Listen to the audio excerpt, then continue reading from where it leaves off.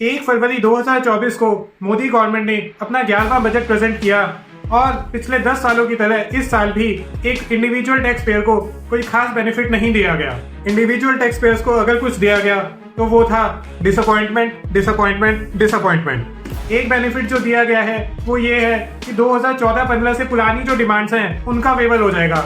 वो वेवर भी कैसे होगा, कितना होगा, इस पे बहुत ज्यादा क्लैरिटी अभी तक नहीं दी गई है। तो आज की इस वीडियो में हम देखेंगे कि पिछले 10 सालों में जब से मोदी गवर्नमेंट आई है तब से हमारा एक इंडिविजुअल टैक्स पेयर का टैक्स स्लैब कितना चेंज हुआ है। मेरे हिसाब से पिछले 10 सालों में एक इंडिविजुअल टैक्स पेयर को कोई भी बेनिफिट नहीं मिला, लेकिन आज की इस वीडियो में एनालिसिस करेंगे पिछले 10 सालों के बजट का। राम राम भाई सभी को, कॉम एक्सपर्ट से सीएम में आपका स्वागत है। मोदी गवर्नमेंट ने अपना सबसे पहला बजट प्रेजेंट किया था 2014 में।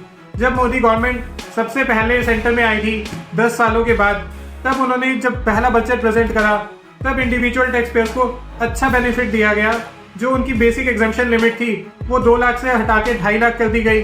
50,000 का बेनिफिट वहां दिया गया और जो 80C में हम लोग इन्वेस्टमेंट करते हैं उस इन्वेस्टमेंट को भी 1 लाख से बढ़ा के 1.5 लाख कर दिया गया। तो टोटल मिला के 2014 में 1 लाख रुपए तक की इनकम पे टैक्स बेनिफिट दिया गया था। उसके बाद 2015 में, 2016 में इंडिविजुअल टैक्स पेयर्स वेट करते रहे कि शायद कोई टैक्स बेनिफिट हमें मिलेगा, लेकिन 2 सालों में कोई टैक्स ब्रैकेट में चेंज नहीं आया। 2017 में एक बार फिर से टैक्स स्लैब्स में चेंज आया और जो इनकम 5 लाख से कम होती थी उस इनकम को 10% की जगह 5% पे टैक्सेबल कर दिया गया।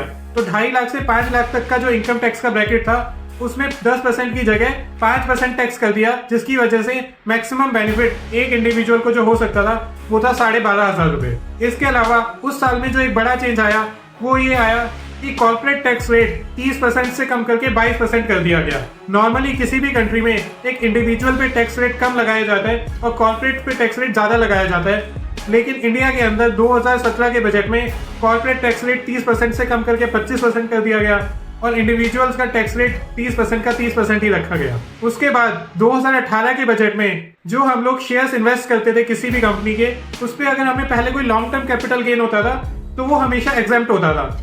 लेकिन 2018 में मोदी गवर्नमेंट ने long term capital gain on equity shares या इक्विटी ओरिएंटेड म्यूचुअल फंड्स उसको 10% के रेट पे टैक्सेबल कर दिया अगर किसी का एक साल में शेयर की ट्रांजैक्शन से होने वाला गेन 1 लाख से ज्यादा है तो जो गेन पहले नॉन टैक्सेबल था 2018 में लाके उसको भी टैक्सेबल कर दिया गया और टैक्स बेनिफिट तो यहाँ भी कोई नहीं दिया गया था। फर्दर इसके बाद 2019 में कोई टैक्स में चेंज नहीं आया और 2020 के अंदर जो डिविडेंड डिस्ट्रीब्यूशन टैक्स कंपनीज पे लगाया जाता था, तो पहले क्या होता था कि कंपनीज पे डिविडेंड डिस्ट्रीब्यूशन टैक्स लगाया जाता था 17.65% के रेट पे, वो कंपनीज से हटा के इंडिविजुअल्स पे लगा दिया गया और वो इंडिविजुअल को देना था अपने टैक्स स्लैब के अकॉर्डिंग। तो पहले तो वो टैक्स जो कंपनी बियर कर रही थी वो अब बियर करना था इंडिविजुअल को, और जो उस पे पहले 18% का टैक्स लगता था वो हो गया 30%, क्योंकि नॉर्मली अगर एक इंडिविजुअल 10 लाख से ज्यादा की इनकम अर्न करता है तो उस पर 30% का टैक्स स्लैब अट्रैक्ट होता है और 10 लाख से ज्यादा अर्न करने वाले तो बहुत सारे इंडिविजुअल्स इंडिया के अंदर है। तो 10 लाख से ऊपर की इनकम पे जैसे ही आप थे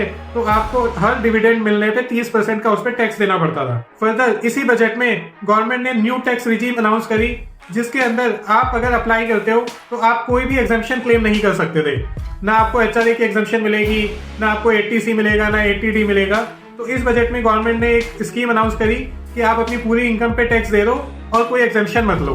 उसमें टैक्स स्लैब थोड़े से बढ़ा दिए गए थे, लेकिन मैक्सिमम इंडिविजुअल्स आज भी ओल्ड स्कीम के हिसाब से ही टैक्स रिटर्न फाइल करते हैं, क्योंकि उसमें आपको इनकम टैक्स डिडक्शंस के बेनिफिट तो मिलते हैं। उसके बाद से लेके आज तक जो भी चेंजेस आए हैं वो न्यू टैक्स स्कीम में ही आए हैं, क्योंकि उसमें उन्होंने कोई रिबेट बढ़ा दी। जैसे पहले सैलरी की बेसिक एग्जम्पशन लिमिट जो थी वो न्यू टैक्स स्लैब में अलाउड नहीं थी, धीरे धीरे करके उन्होंने वो उसमें चेंज कर दिया।